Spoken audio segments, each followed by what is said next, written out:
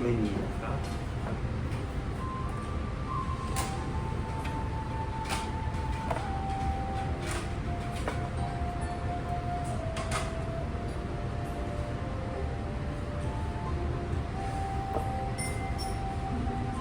สีส้มปะหุน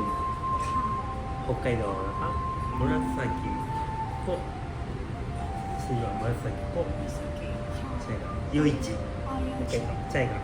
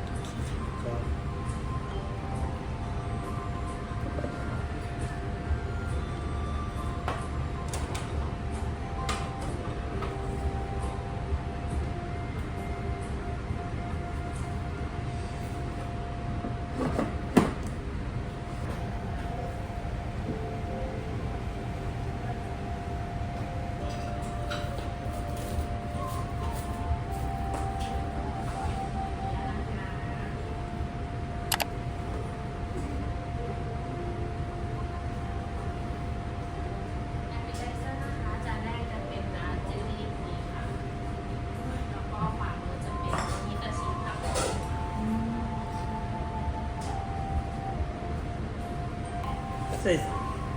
ジェリーに観覧パフカモン紫มี2สายพันธุ์ค่ะでジェリーはซีอิ๊วขาวซีอิ๊วขาว ใช่ครับซีอิ๊วขาวเจลลี่นะครับ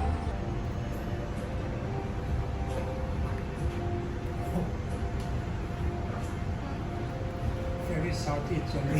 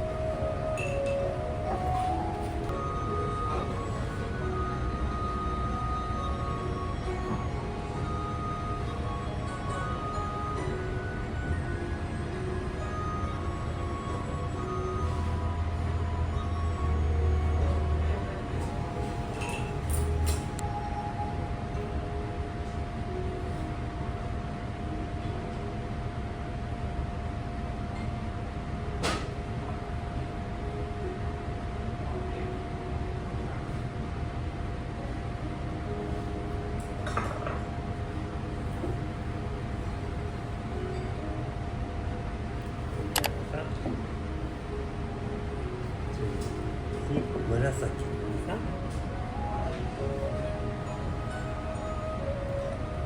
ตอนนี้ปะหุนนะครับ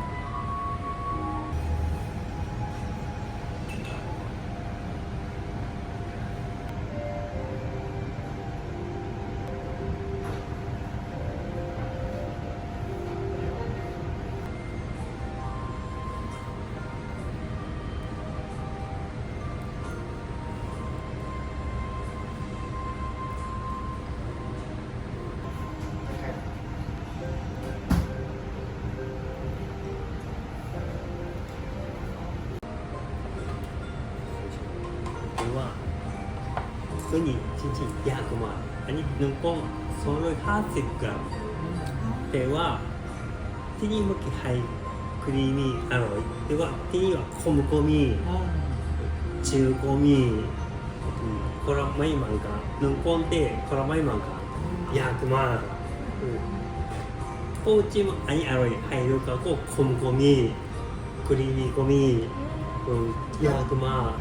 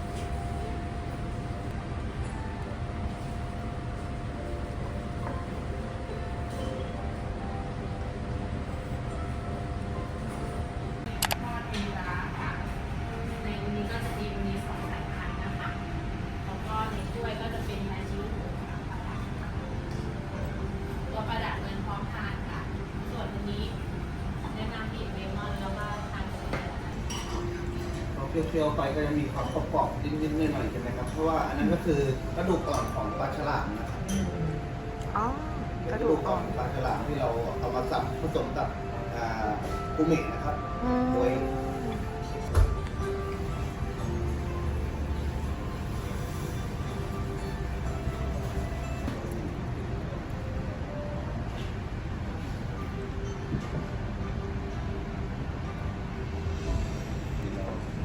อันนี้รังเท่าไหร่โอริจินัลอันนี้น้ำพึ่งต่อ เ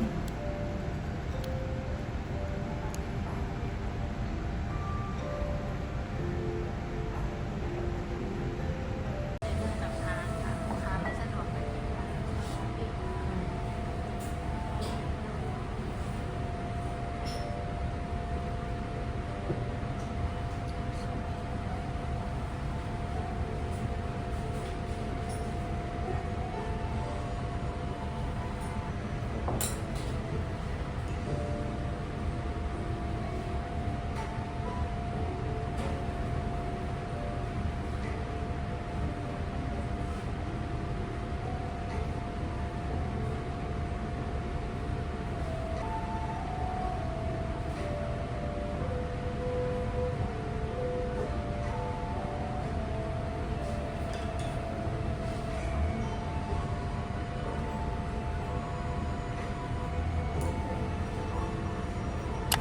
อันนี้ปลาพึ่งนะครับอันนี้ปลาพึ่งนะครับ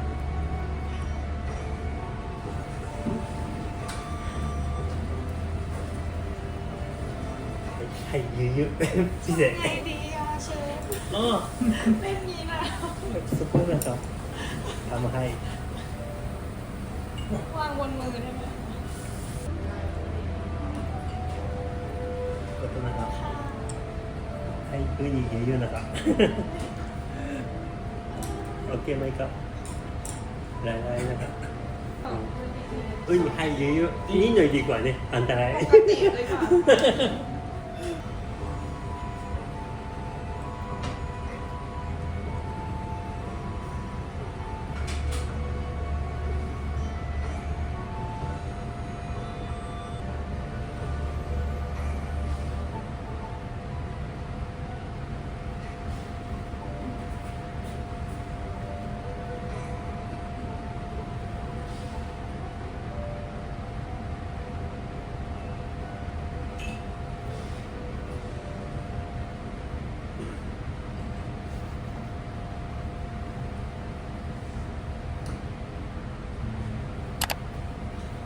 紫ตึงนะครับ紫ルアー肥満雪塩ゆゆこไม่เค็มนะครับ เลือกเป็นที่มาใส่เยอะได้ค่ะเพราะว่าเกิดวันนี้จะไม่เค็ม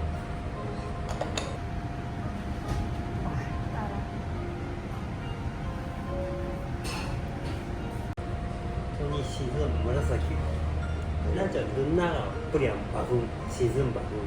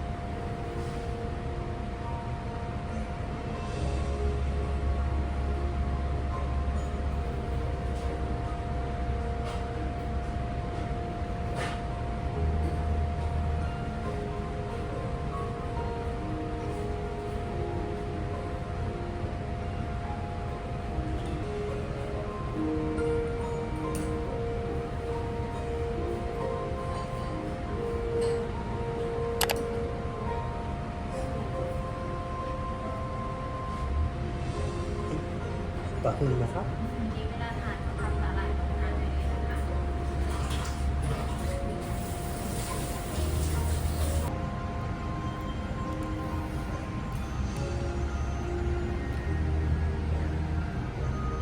こ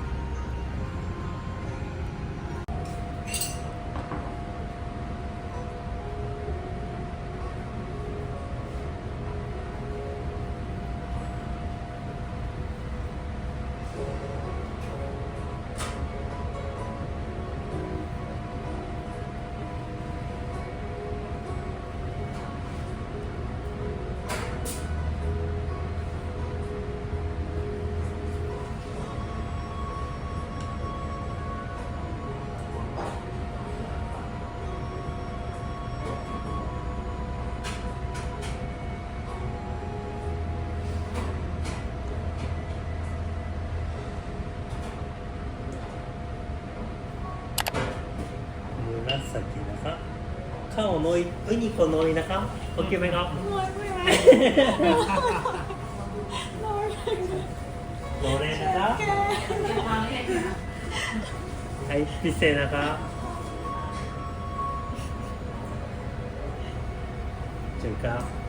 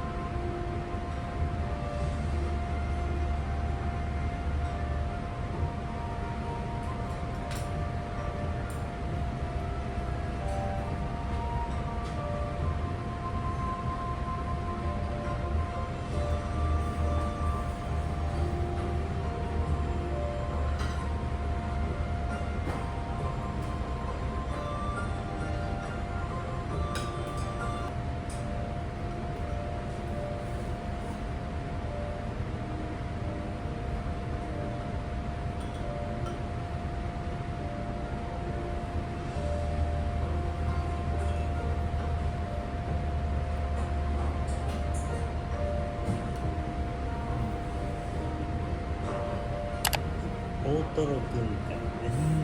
大トロ軍艦 โมโทโร่คุณกัน 半分にこう塩水にちっちゃいから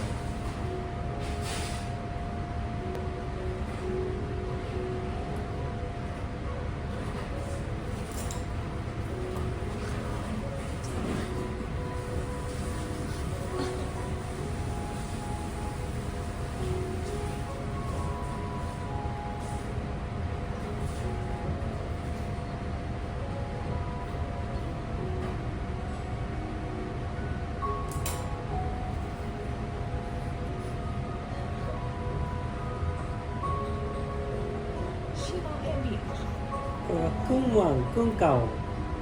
เครื่องโบตัน เอาจัง สายันนะครับ จะมีเครื่องหวานทั้งหมด3 สายพันธุ์ชื่อว่าเอมีอะไรมีแล้วก็โบตันค่ะตัวนี้ห่อจะเป็นโคโรโร่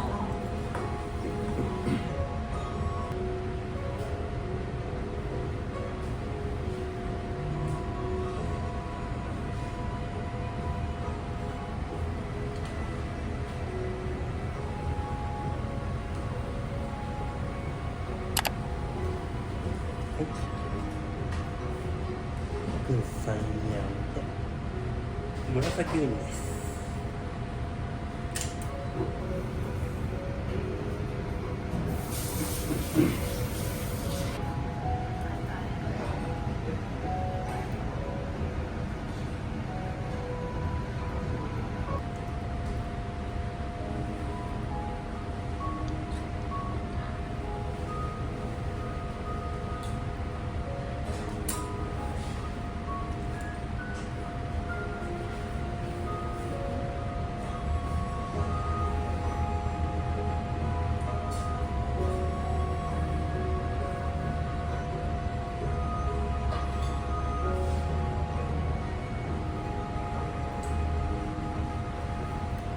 ハンドルの中紫とバフンウニです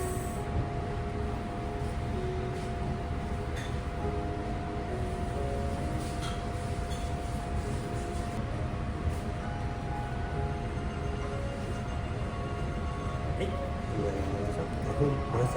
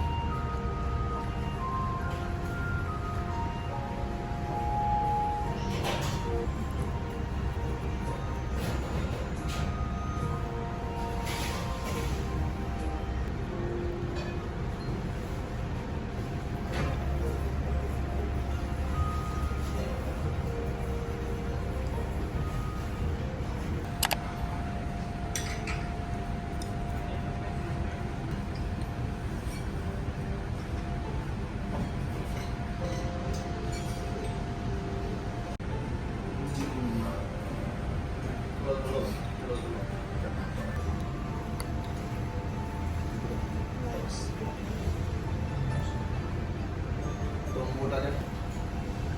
เราต้องนำไปย่างประมาณเกือบ2 ชั่วโมงนะครับกว่าจะได้ถ้วยนี้ กว่าจะสุก กว่าจะสุกใช่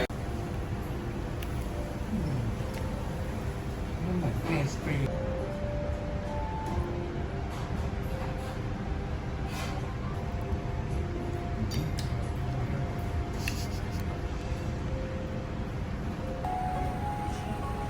ขอบคุณนะคะเชฟ อร่อยมากค่ะ เดี๋ยวมาใหม่นะคะ ขอบคุณค่ะ แบบนั้นเรียนเชิญค่ะ อันนี้โตโมไซมาซา ขอบคุณ ขอบ ค่ะ คุณมาก